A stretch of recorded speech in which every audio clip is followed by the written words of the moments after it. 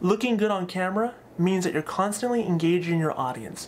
The way that you constantly engage your audience is you're constantly looking at the lens. Now, I get it.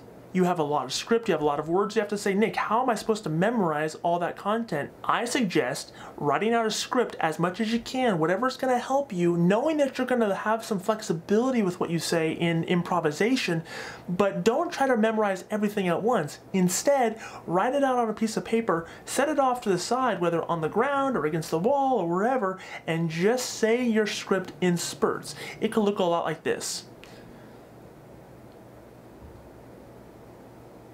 Hi, my name is Nicholas Ayers. I'm with Major League Video Marketing. We help small business owners grow their brand and their business using video marketing online.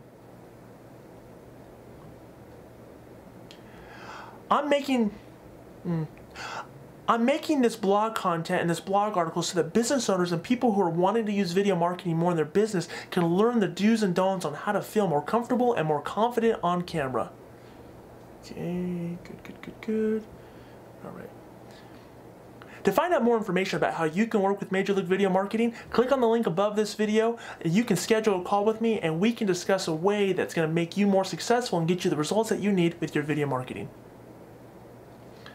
What you want to do is you want to go in bursts. You just want to say certain segments of it and then you can clean it up in editing so that no one knows that you're looking off camera. This allows you to look at the lens all the time, stay fixated with your viewer, stay fixated on your audience, and deliver your message with confidence and authority.